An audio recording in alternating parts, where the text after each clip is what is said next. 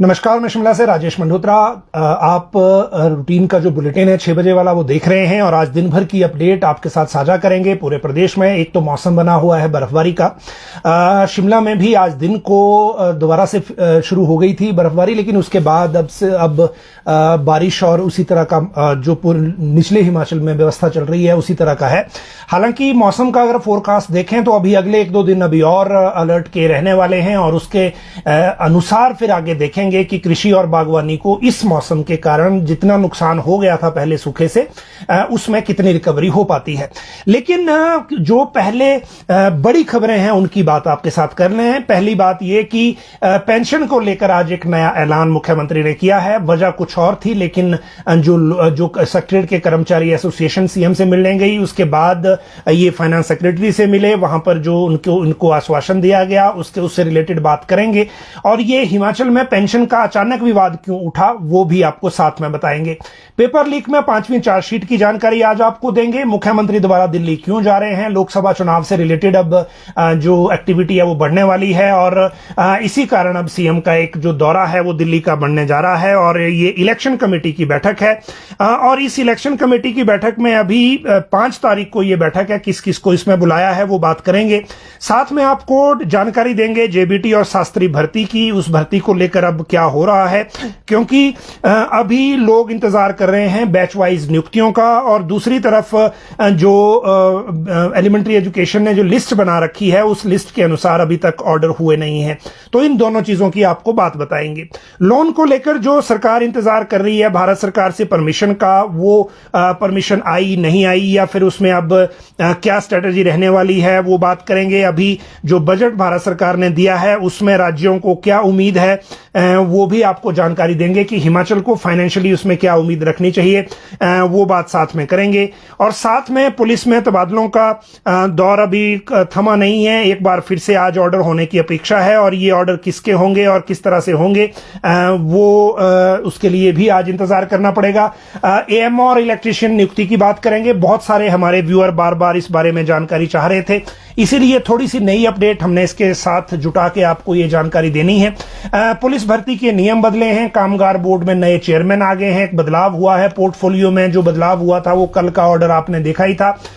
उस ऑर्डर में भी अगर कोई इलेबोरेट करके आज थोड़ी सी जानकारी आज आपको और देंगे।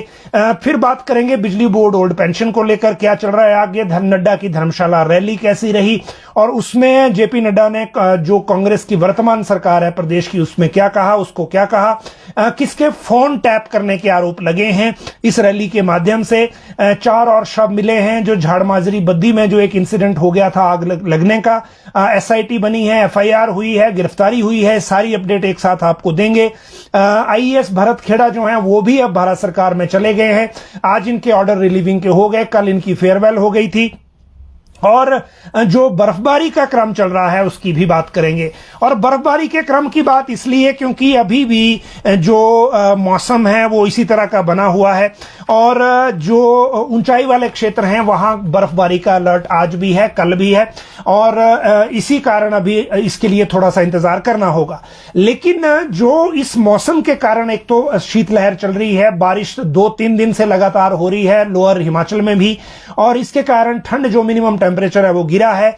अभी अगर बिजली जो सप्लाई है उसकी बात करें तो 674 जो बिजली ट्रांसफार्मर हैं अभी ठप हैं और इसके कारण लोगों का जो जनजीवन है वो अस्त व्यस्त है और सड़कों में कुछ रिकवरी हो पाई है, लेकिन अभी भी जो बहुत सारी सड़कें, 3 हाईवे के साथ 200 सड़कें और 300 जो बिजली के ट्रांसफार्मर हैं वो अकेले कुल्लू और लाहौल में ही बंद पड़े हैं अभी।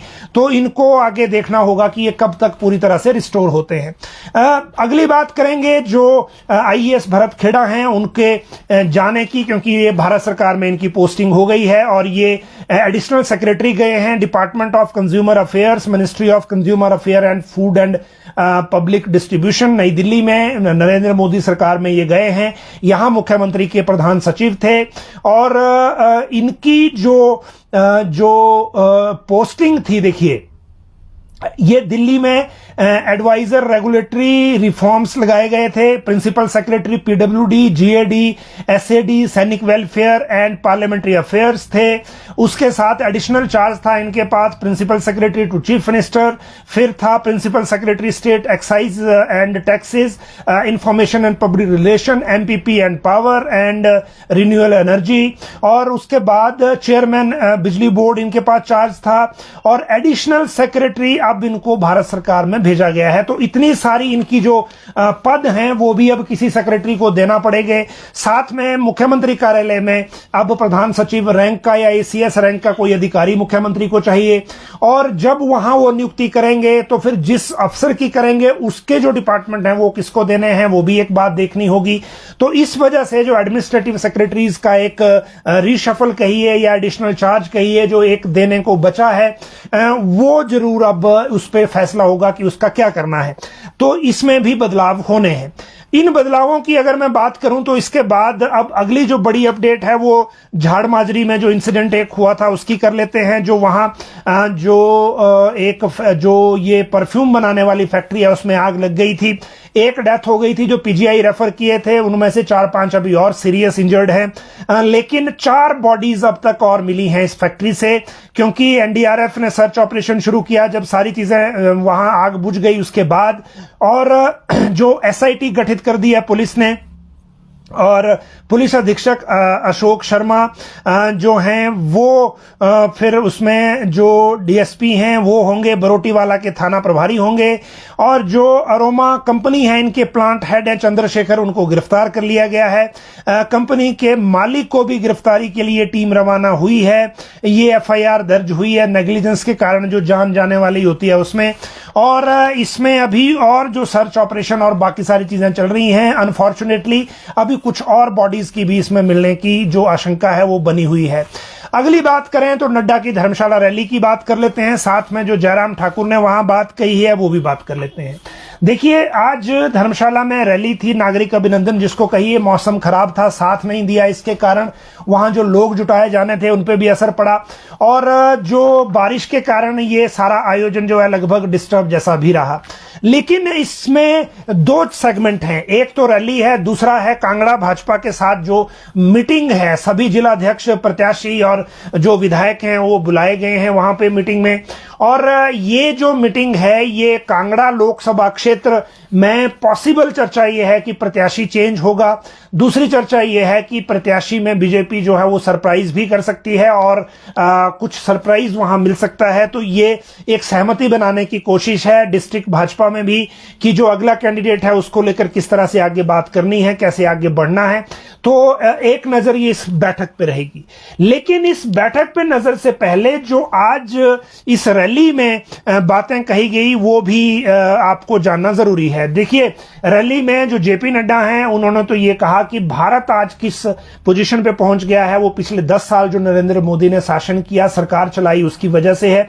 दूसरी बात इन्होंने कही कि जो गारंटियां हैं कांग्रेस की वो हिमाचल में उनका क्या हुआ ये पूरे देश ने देखा। राजस्थान चुनाव में हमने जयराम ठाकुर और अनुराग ठाकुर को वहां प्रेस कॉन्फ्रेंस करने भेजा असलियत बताने के लिए। उन्होंने वहां बताया कि 1 लाख रोजगार मिला कि नहीं, 300 यूनिट बिजली फ्री मिली कि नहीं, 1 लाख रोजगार मिला कि नहीं, अभी तक कुछ नहीं मिला। 1500 महिलाओं को मिले कि नहीं, वो कुछ नहीं मिला। तो जो गलती हिमाचल ने की है, क्या हिमाचल इसको दोबारा दोहराएगा, ये जनसभा में पूछा लोगों से। और जो जयराम ठाकुर हैं उन्होंने कहा कि गारंटी का मतलब सिर्फ नरेंद्र मोदी ही है, बाकी की गारंटियों का हसरा आपने देख लिया।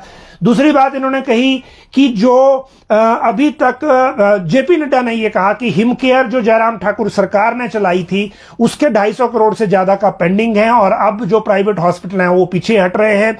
जिन लोगों को आयुष्मान में नहीं आ पाते उनके लिए यह स्कीम शुरू हुई थी, लेकिन वर्तमान सरकार इसको बंद करना चाह रही है, इसलिए पेंडेंसी का भुगतान नहीं हो रहा और वो लोगों को सफर करना पड़ रहा है। जहां तक जयराम ठाकुर की बात है तो जयराम ठाकुर ने एक तो ये कहा कि जेओआईटी 817 जो कोर्ट ने भी कह दिया उसके बावजूद रिजल्ट नहीं आ रहा, जो रोजगार की बात कही थी वो हुआ नहीं, जो बाकी चीजें हैं उसमें एक आरोप लगाया जयराम ठाकुर ने कि भाजपा विधायकों के फोन टैप हो रहे हैं और इस मामले को बीजेपी बड़ा सीरियसली लेगी और जो अधिकारी ये कर रहे हैं उनको बहुत जल्दी इसका जवाब भी देना पड़ेगा। ये एक आरोप वहां लगाया गया है। आरोप में सच्चाई कितनी है वो तो फिर या तो सरकार बताए या फिर ये अधिकारी बताएं जिनके ऊपर ये एक तरह से एलिगेशन या जो इंगित किया गया है, लेकिन इस रैली में ये बातें हुई हैं। अगली बात अगर करें तो बिजली बोर्ड ओल्ड पेंशन की है। देखिए, बिजली बोर्ड ओल्ड पेंशन की मैं बात करूं तो फरवरी में मुख्यमंत्री ने यह कहा है कि इनको ओल्ड पेंशन देनी है बिजली बोर्ड के कर्मचारियों को, और 16,000 कर्मचारी हैं, 29,000 के आसपास जो हैं वो इनके पेंशनर हैं। तो जो व्यवस्था आगे बनेगी वो किस तरह से सरकार बनाएगी, एक तो इस पे नजर है। और दूसरी बात ये कि ये फाइल ऑलरेडी अंडर सबमिशन है, जो क्वेरीज कुछ मांगी गई थी वो बिजली बोर्ड से वो चली गई हैं और जो फाइल अब मुख्यमंत्री कार्यालय में तय होनी है और उसके जो चीजों पर आगे चीजें चलनी है, फिर पता लगेगा कि किस तरह से सारी चीजें इसमें तय होती हैं। लेकिन बिजली बोर्ड के जो कर्मचारी हैं वो 20 फरवरी को मुख्यमंत्री से मिलेंगे और इनका ये कहना है कि फरवरी से ही ये डिसीजन हो जाए कि जो बिजली बोर्ड में ओल्ड पेंशन मिलनी है वो किस तरह से मिलेगी और क्या आगे व्यवस्था रहेगी। तो अभी भी थोड़ा इंतजार ये करना पड़ेगा कि बिजली बोर्ड को जो ओल्ड पेंशन है वो सरकार उसमें क्या फैसला लेती है, क्योंकि अभी क्लैरिटी पूरी तरह से नहीं है। अगली बात जो है वो कामगार बोर्ड के नए चेयरमैन की बात कर लेते हैं। देखिए, एक तो कल पोर्टफोलियो में कुछ एडिशन हुई जो विभाग, क्योंकि मुख्यमंत्री ने जब 2 नए मंत्री ऐड किए तो 3 मंत्रियों के जो एक एक विभाग लेके इनको दिए गए थे, उस वक्त ये कहा था कि कुछ विभाग जो हैं वो कनेक्ट नहीं हो रहे थे तो उनको जो है वो चेंज किया गया। जैसे उसमें जो उद्योग मंत्री हैं उनके साथ आयुर्वेद जोड़ दिया गया था, तो इस तरह के कई चीजें ऐसी थी। इस बार जो पोर्टफोलियो में चेंज हुआ है वो उस चीज को करेक्ट किया गया है। अब जो ये हैं हर्षवर्धन चौहान जिनके पास इंडस्ट्रीज था उनके साथ लेबर एंड एम्प्लॉयमेंट कर दिया है, अब जो रिलेटेड ही है, पार्लियामेंट्री अफेयर्स इनके पास था ही। फिर जगत सिंह नेगी जो हैं उनके साथ आरपीजी रिड्रेसल पब्लिक ग्रीवेंसेस जो है वो साथ में ऐड किया गया है, क्योंकि रेवेन्यू के साथ ये कनेक्टेड रहता है। रोहित ठाकुर जो एजुकेशन के हैं, एजुकेशन के साथ प्रिंटिंग एंड स्टेशनरी किया गया है, वो भी रिलेटेड एक्टिविटी के तहत आता है। जहां तक बात है पब्लिक वर्क्स की, तो विक्रमादित्य सिंह के साथ अर्बन डेवलपमेंट किया गया है और इन्होंने सोशल मीडिया पे प्रतिक्रिया दी कि राज्य के शहरों को और बेहतर बनाने के लिए उनकी सरकार काम करेगी। राजेश धर्माणी को टेक्निकल एजुकेशन दिया था पहले, उनके साथ टीसीपी और हाउसिंग दे दिया है। मतलब अब यूडी 2 पार्ट में है, एक विक्रमादित्य सिंह के साथ है यूडी और जो टीसीपी और हाउसिंग है वो है राजेश धर्माणी के साथ, और यादविंद्र गोमा के साथ जो है वो लॉ डिपार्टमेंट ऐड किया गया है साथ में, जो लॉ और लीगल रिमेम्बरेंस का होता है। लेकिन एक बात इसमें एक और नया जो ऑर्डर इसके साथ है वो भी आपको ध्यान में रखना चाहिए। जो कामगार बोर्ड है हिमाचल में, जिसकी वजह से मनरेगा के जो कामगारों की रजिस्ट्रेशन होती है, अनऑर्गेनाइज सेक्टर के लोग कर्मचारियों को, कामगारों को फायदा दिया जाता है, एजुकेशन, उनके बच्चों की शादी और सोशल सिक्योरिटी पेंशन की तौर पर। और इस बोर्ड में फाइनेंशियल भी, क्योंकि सेस इकट्ठा होता है और ये फाइनेंशियल जो इनका जो सिस्टम है वो भी बेटर है, तो इस बोर्ड में जो एक ऑर्डर इसके साथ हुआ है, ये सेक्रेटरी लेबर एंड एम्प्लॉयमेंट ने ये ऑर्डर किया है और इस ऑर्डर के मुताबिक जो है अब जो मुख्यमंत्री हैं वो जो है चेयरमैन होंगे Himachal Pradesh building and other construction worker welfare board के। तो ये भी एक नोटिफिकेशन सेम डेट की है, ये 1 फरवरी की है, 2 फरवरी की जो पोर्टफोलियो वाली है साथ में वो है। तो ये जो 2 नए आदेश थे वो हमने आपको बताए। अब अगली बात करें पुलिस भर्ती नियमों की। इसमें एक अमेंडमेंट हुई है शुद्धि पत्र के जरिए, और अमेंडमेंट ये हुई है कि जो हाइट थी जहां 5 फुट 11 इंच रखी गई थी, जो क्रम संख्या 7 में नियम 9(1) में ये जो कांस्टेबल की भर्ती अभी होनी है 1226 पोस्टों की, उसको लेकर ये प्रक्रिया चल रही है। और इस भर्ती के लिए क्योंकि बहुत सारे युवा अप्लाई करेंगे, इसलिए कोई भी इसकी अपडेट हम आपको देना जरूरी समझते हैं। और ये नोटिफिकेशन जो है उसमें अब जो 5 फुट 11 इंच किया था उसको 6 फुट कर दिया है पूरी तरह से। और एक और बदलाव इसमें यह किया है कि जो एसपी संबंध एसपी ने जो भर्ती करनी थी उसकी जगह कर दिया है भर्ती, इसके स्थान पर भर्ती अभिकरण, मतलब जिस बॉडी को यह भर्ती दी जाएगी वो इस व्यवस्था को लागू करेंगे। तो इस तरह के कुछ 2-3 बदलाव इसमें हुए हैं। आज ये नोटिफिकेशन हुई है, कल आप दिव्य हिमाचल में इसकी विस्तार से खबर देख पाएंगे। उस खबर को देख के आप इसका डिसीजन आगे आप कर पाएंगे। तो ये भर्तियों से रिलेटेड जो अपडेट है वो हम आपको पूरी देना समझते हैं जरूरी, इसलिए ये अपडेट आपको दी। अब बात करते हैं आयुर्वेदिक मेडिकल ऑफिसर और इलेक्ट्रीशियन की नियुक्ति कब होगी। वैसे तो देखिए ये मामला सरकार के ध्यान में है, बार बार जब भी बात होती है ये हम लोगों को भी पता है, हम लोग भी इसमें 1-2 बार पहले बात कर चुके हैं। जहां तक आयुर्वेदिक मेडिकल अफसर है, 9 सितंबर का रिजल्ट निकला हुआ है इनकी नियुक्ति होनी है, लेकिन बीच में कुछ इनके जो स्टूडेंट हैं वो पीजी करने गए थे, उनकी रिप्रेजेंटेशन आई थी, रिप्रेजेंटेशन के बाद उस पर क्या करना है वो सरकार को फीडबैक चली गई। अब सरकार ने इनकी नियुक्ति करनी है। जो मंत्री हैं उन्होंने पहली समीक्षा बैठक करके ये निर्देश दिए थे कि जल्दी इनकी नियुक्ति की जाए, अभी तक हुई नहीं है। और मुझे लगता है इसमें जो स्टेशन है उनकी क्लैरिटी और जो स्टेशन लगाने हैं उसके साथ दूसरी इंपॉर्टेंट बात यह है कि जो पीजी करने गए हैं उनसे पीजी ड्रॉप करानी है या उनको अब मौका देना है या टाइम देना है, उस पर सरकार ने इन प्रिंसिपल डिसीजन लेना है, इससे पहले कोर्ट में हुए फैसलों के अनुसार और जो सरकार की व्यवस्था है उसके अनुसार।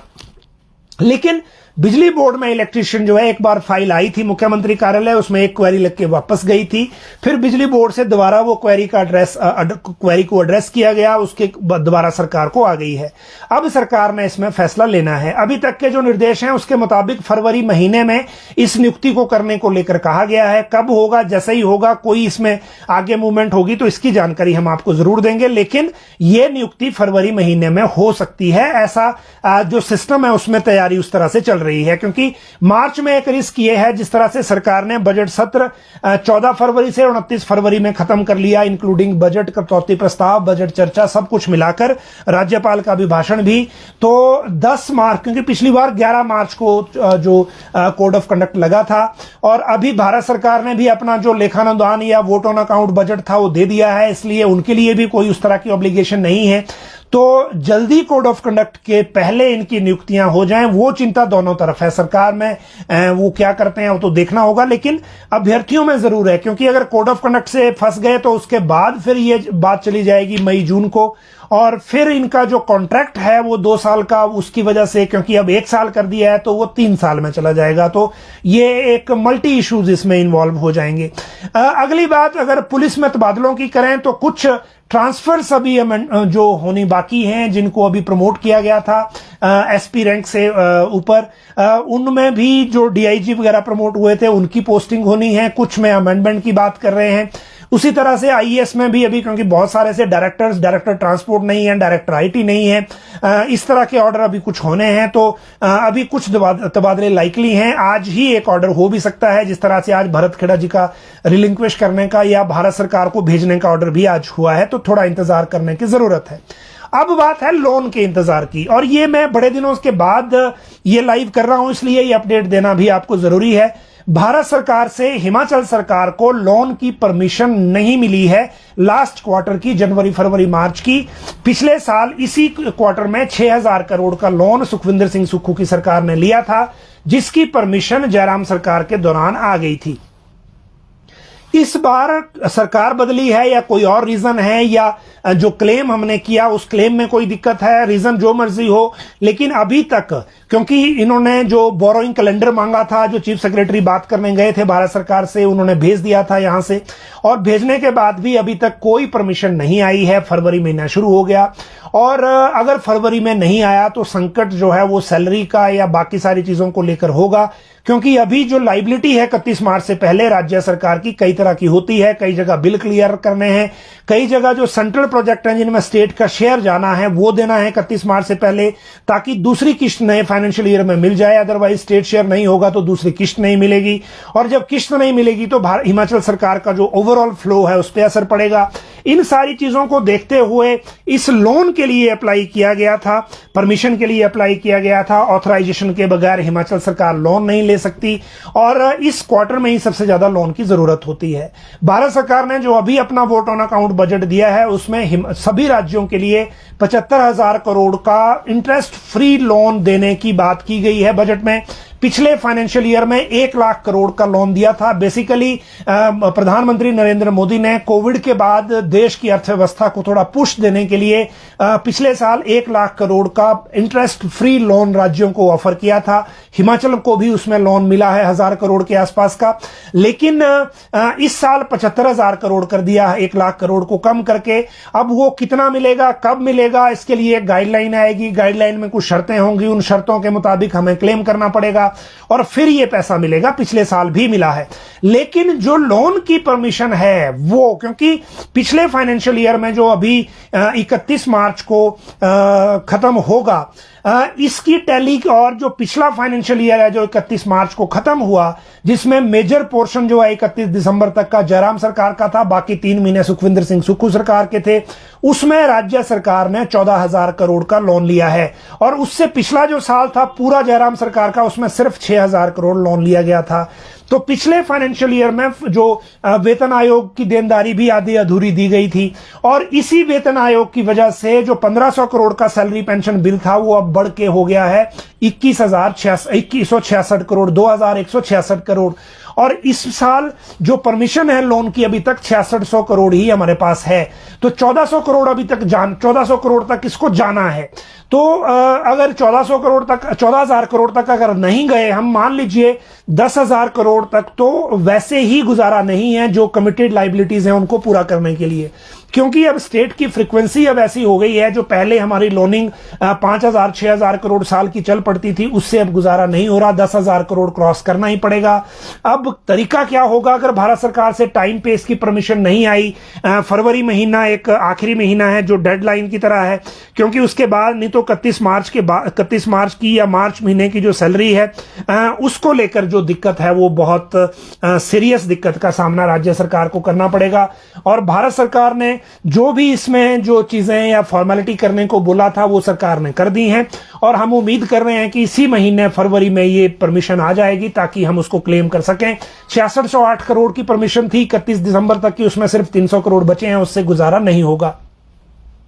जेबीटी शास्त्री भर्ती अपडेट की अगर बात करें तो ये बैच वाइज भर्तियों की बात है। देखिए, जो शिक्षा मंत्री हैं रोहित ठाकुर, उन्होंने बहुत सारे जो मामले हैं उनको लेकर, जो खासकर कोर्ट में चल रहे हैं या जिनको लेकर परमिशन मांगनी है भर्तियों को लेकर, उनको लेकर एडवोकेट जनरल से बात की है और उनको कहा है कि शास्त्री और जो जेबीटी की बैच वाइज भर्ती है उसमें भर्ती करने से पहले जो हाई कोर्ट ने कहा था कि जो पहले हमारे से परमिशन लें उसके बाद आगे इसमें फाइनल अपॉइंटमेंट करें। जेबीटी टीजीटी में कोई इशू नहीं है, वो लिस्ट बन गई है, लेकिन शास्त्री और जेबीटी में है। तो शिक्षा मंत्री ने एडवोकेट जनरल को कहा है कि जैसे ही कोर्ट खुले हैं तो उसमें एप्लीकेशन मूव करें कि हम ये अपॉइंटमेंट करने वाले हैं, ताकि कोर्ट की तरफ से जो कहना है वो क्लियरिटी हो और उसमें जो अगर कोई और जो अड़चन है उसको दूर किया जा सके। एक अपडेट तो ये थी।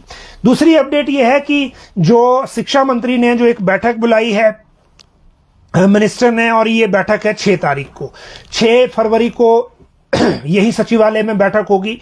सभी तरह के जो पुराने मामले हैं उसको लेकर ये समीक्षा करेंगे, और इसके बाद क्योंकि 6 के बाद कैबिनेट भी कभी भी हो सकती है, तो जो पेंडिंग मामले चल रहे हैं वो उसी में होंगे। जहां तक लोग जो एडमिशन, स्कूल एडमिशन में जो 6 महीने की छूट दी थी उसके बारे में क्वेरी मांग रहे थे, आज भी हमें कई जगह से कुछ कॉल्स भी आए कि उसके बारे में कैबिनेट से फैसला हुआ लेकिन ऑर्डर नहीं निकला।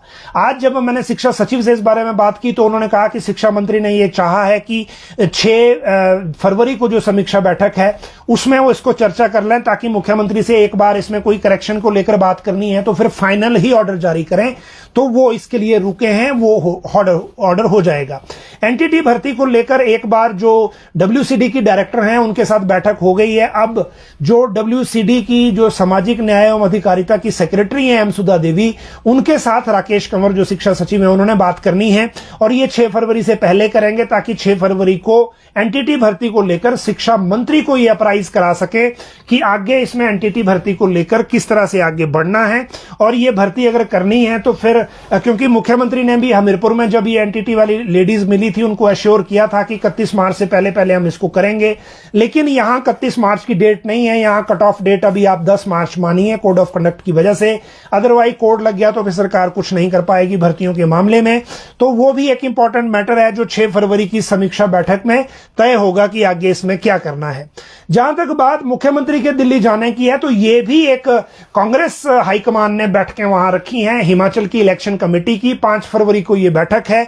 इसमें मुख्यमंत्री Sukhvinder Singh Sukhu, deputy chief minister Mukesh Agnihotri और कांग्रेस की प्रदेश अध्यक्ष जो प्रतिभा सिंह है वो जाएंगी। दिल्ली में जो प्रभारी हैं वो और जो एक और चुनाव के लिए प्रभारी लगाए गए हैं उनके साथ ये बैठक होगी। मोस्ट लाइकली तैयारियों को लेकर या प्रत्याशियों को लेकर इसमें चर्चा हो सकती है, क्योंकि बड़ा कम ग्रुप है तो इसमें प्रत्याशियों को लेकर भी चर्चा संभव है। फिर जो इलेक्शन कमेटी की फुल फ्लेज बैठक होगी उसमें फिर अगली बातें होंगी। जहां तक बात कैबिनेट की है, तो इसी वजह से क्योंकि सीएम ने भी इसमें जाना होता है और चुनाव की इंपॉर्टेंट मीटिंग है, इसीलिए जो कैबिनेट बैठक है तो 14 फरवरी से जो सेशन है उससे पहले ये बैठक फिर लाइकली है, क्योंकि अभी जल्दी कैबिनेट की बैठक नहीं हो पाएगी। जहां तक बात पेपर लीक में चार्जशीट की है, तो पेपर लीक के मामले में 5वीं चार्जशीट दायर हो रही है विजिलेंस की तरफ से। ये होगी पोस्ट कोड 965 में, जो सबसे पहले जो पहली एफआईआर जिसमें थी, और उसमें ये फाइनल चार्जशीट है, ताकि इसके बाद इसमें कोई चार्जशीट नहीं जाएगी। और इसमें जो है वो व्यक्तिगत तौर पे जो सेक्रेटरी उस वक्त के वहां थे जितेंद्र कंवर, उनको भी पार्टी बनाया जा रहा है। इशू सिर्फ इतना भी है कि कितनी चार्जशीट जाएंगी, कब तक जो फंसे हुए रिजल्ट आएंगे, पेंडिंग रिजल्ट आएंगे, क्योंकि अभी जो राज्य चयन आयोग में एक चेयरमैन लगाने की एक बात है, वो भी बाई सर्कुलेशन अभी फाइल शायद नहीं हो पाई है, उसके लिए भी कैबिनेट का इंतजार है। फिर वहां चेयरमैन लगेगा, चेयरमैन के साथ कुछ और पोस्टें भी वहां क्रिएट करनी पड़ेंगी, तब जाके पेंडिंग भर्तियों का जो मामला है वो आगे सुलझेगा और आगे बात उसमें बढ़ेगी। अब बात करते हैं पेंशन पे नए ऐलान की। देखिए, एक तो पेंशन को लेकर कुछ अफवाहें उठ गई थी, और उन अफवाहों के बाद फिर जो कर्मचारी सचिवालय के हैं, क्योंकि बाकी तो दूर लोग हैं, और जो प्रतिक्रिया भी इसलिए देने से पहले जो लोग बाहर से भी प्रेशर बना, तो सचिवालय की एसोसिएशन जो है वो मुख्यमंत्री से मिली, फाइनेंस सेक्रेटरी से मिली, और उस एसोसिएशन को मुख्यमंत्री ने एश्योर किया है कि वो उन लोगों को भी पेंशन देने के हक में है जिनको अभी पेंशन से वंचित हैं, कुछ रूल्स की वजह से।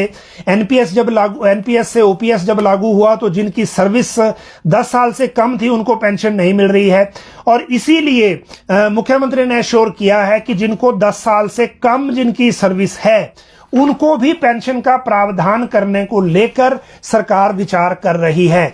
दूसरी तरफ जो मंडी में उप मुख्यमंत्री ने यह अनाउंस कर दिया है कि जो ओल्ड पेंशन हमने दी है उस ओल्ड पेंशन को लेकर हम एक एक्ट विधानसभा में लाएंगे, मोस्ट लाइकली जो बजट सेशन है इसी में, और ये कानूनी बना देंगे ताकि जो नई सरकारें हैं वो भी इसको बदल ना सके। बेसिकली वो कर्मचारियों के उस डर को खत्म करना चाह रहे होंगे शायद, जो राजस्थान और छत्तीसगढ़ में अब है, क्योंकि वो भारत सरकार से अपना पैसा वापस लेने, और जो एनपीएस को वहां एक और आकर्षक कर रही है भारत सरकार भी अब, क्योंकि उसमें कंट्रीब्यूशन भी बढ़ रहा है, उसमें लास्ट जो पेंशन, जो पहली पेंशन है वो लास्ट सैलरी की परसेंटेज भी इंक्रीज हो रही है।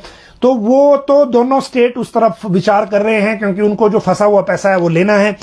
उप मुख्यमंत्री को लग रहा होगा कि हिमाचल के कर्मचारी भी उस तरफ ना सोचना शुरू कर दें या उनको कुछ राहत दी जाए, गारंटी दी जाए, तो ये कह दिया कि वो कोई एक्ट लाएंगे। अब ये नई बात हो जाएगी, क्योंकि अदरवाइज तो पेंशन रूल्स भी सेंटर के हैं, और अगर एक्ट लाएंगे तो वो किस तरह से होगा, उस एक्ट में क्या प्रावधान होंगे, क्योंकि बदलना हो तो एक्ट भी बदला जा सकता है। लेकिन इसमें होगा क्या फाइनली वो तभी पता लगेगा जब सरकार की तरफ से एक्ट विधानसभा में रखा जाएगा, और मोस्ट लाइकली ये इसी बजट सेशन में होगा। तो ये आज की कुछ प्रमुख बातें हैं जो हमने आपके साथ साझा की। अगर आपकी कोई क्वेरी है, कोई क्वेश्चन है, तो इसी कमेंट बॉक्स में जरूर डालें ताकि हम उसका रिप्लाई लेकर आपके साथ साझा कर सकें।